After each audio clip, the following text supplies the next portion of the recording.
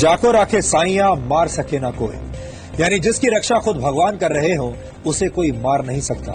ये कहावत देश के लिए अपनी हड्डियां गलाने वाले वीर योद्धाओं पर सबसे सटीक बैठती है, क्योंकि जो जाबाज देश के लिए अपनी जान देने के लिए तैयार रहते हैं उन्हें कई बार ऊपर वाला भी बचा लेता है। डीएनए में खबरों के विश्लेषण की शुरुआत आज एक ऐसी ही खबर से करेंगे। 3 फरवरी को यह खबर आई थी कि सियाचिन में 20,500 फीट की ऊंचाई पर 19 मद्रास बटालियन के 10 सैनिक एक बड़े हिमस्खलन की चपेट में आ गए थे। उस वक्त किसी को यह उम्मीद नहीं थी कि इस हादसे में सेना का एक भी जवान जीवित बचा होगा, लेकिन इस हादसे के 6 दिन बाद एक राहत भरी खुशखबरी आई है। हिमस्खलन में फंसे सेना के लांस नायक हनुमंथप्पा 3 फरवरी से 8 फरवरी तक 35 फुट बर्फ के नीचे दबे रहे, लेकिन इस हादसे के 6 दिन बाद रेस्क्यू ऑपरेशन में उन्हें जिंदा निकाल लिया गया है, जो किसी चमत्कार से कम नहीं। हालांकि हमें बड़े दुख के साथ आपको ये भी जानकारी देनी पड़ रही है कि हादसे का शिकार हुए बाकी नौजवान अब इस दुनिया में नहीं हैं।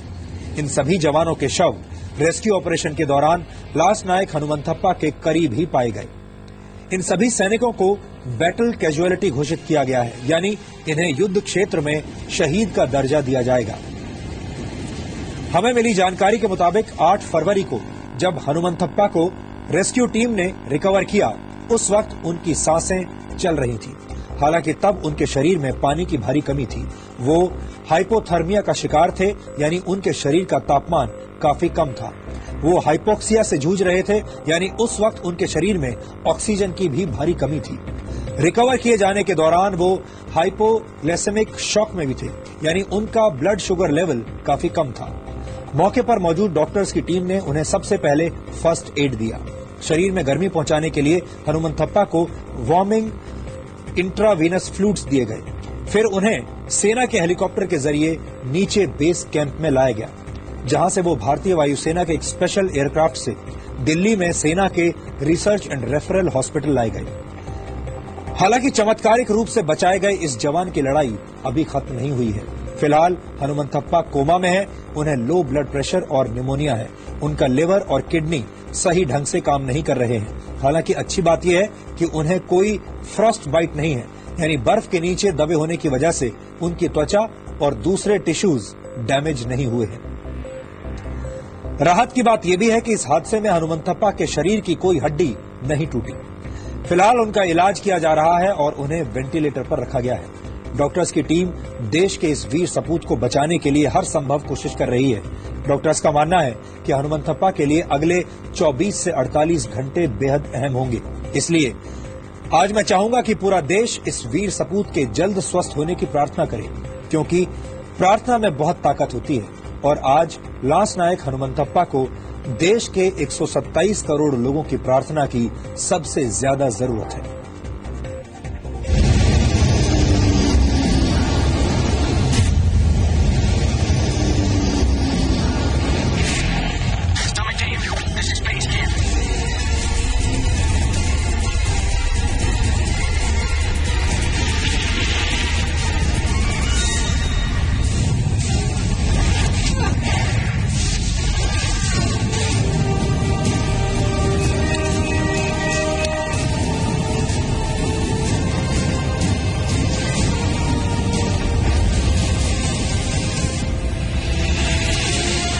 जहां दुश्मन से नहीं, मौसम से डर लगता है, जहां -55 डिग्री में चीखें भी जम जाती,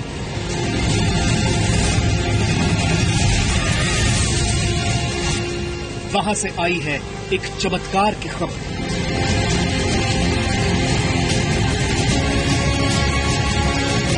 पैंतीस फीट मोटी बर्फ की दीवार से जिंदा निकला भारत का वीर योद्धा। ये सिर्फ एक इत्तेफाक नहीं हो सकता, ये कोई दैवीय शक्ति ही है जिसने सियाचिन में 35 फीट ऊंची बर्फ की दीवार के नीचे हिंदुस्तान के रखवाले लांस नायक हनुमंथप्पा का बाल भी बांका नहीं होने दिया। सियाचिन में 112 किलोमीटर प्रति घंटे की रफ्तार से 800 बाई 400 फीट मोटी बर्फ की दीवार 19 मद्रास बटालियन के 10 सैनिकों पर मौत बनकर टूटी।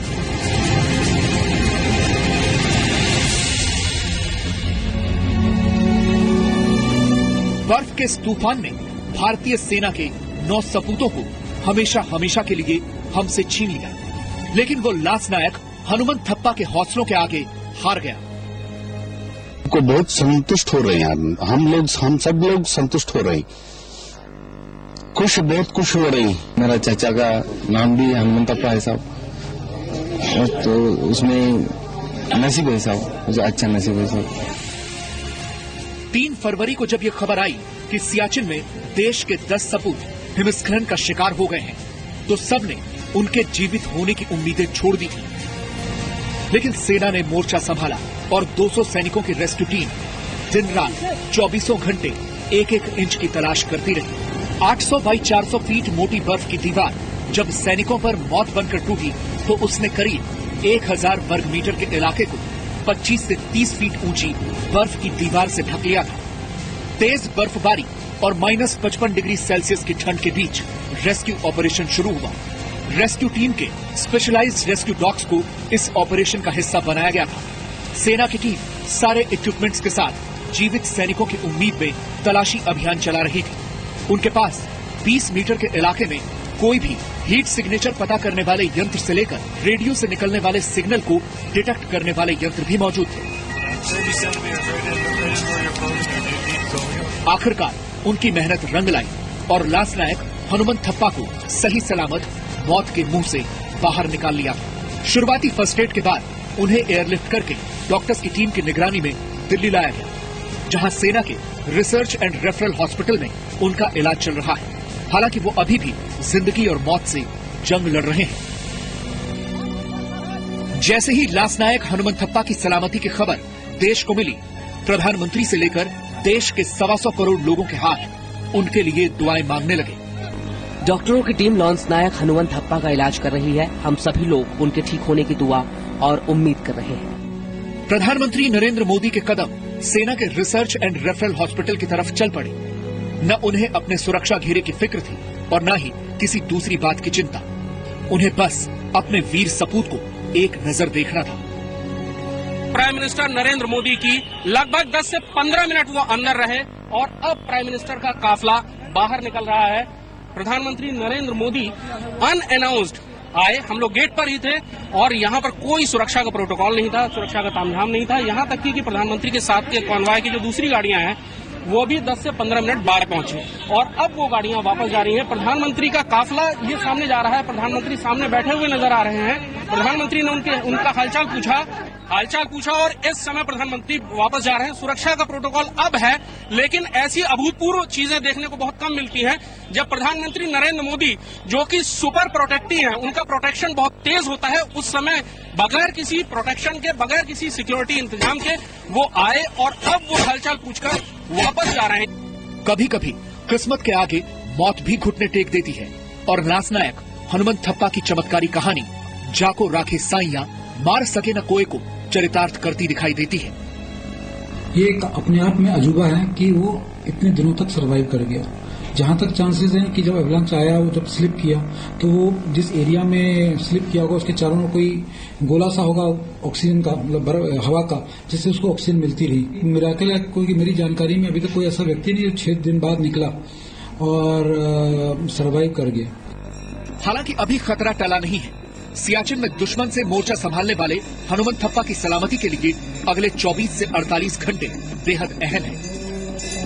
डॉक्टर जितना हो सके वो सब कर रहे हैं स्टेबल रखने के लिए, लेकिन 48 hours is the time required to actually assess.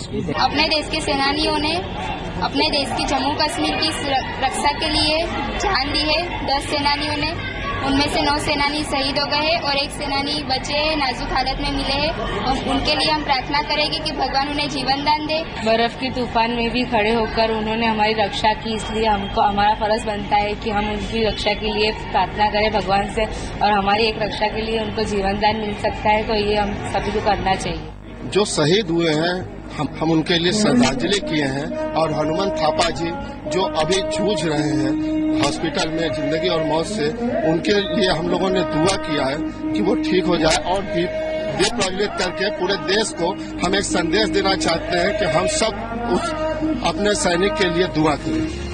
बर्फ के रेगिस्तान यानी सियाचिन ग्लेशियर से हनुमंत थप्पा का बचना एक चमत्कार जैसा है, क्योंकि हिमस्खलन में फंसकर सिर्फ 1 घंटे में ही इंसान की जान जा सकती है। लेकिन हनुमंत थप्पा 6 दिन तक 35 फीट बर्फ के नीचे रहने के बाद भी जीवित है। हनुमंत थप्पा उन हजारों सैनिकों में से एक है जो हिमालय की रक्षा करने के लिए दिन रात अपनी जान हथेली पर रखकर हिमालय का सिर नहीं झुकने देते, और आज उन्हें आप सभी की दुआओं की सख्त जरूरत है।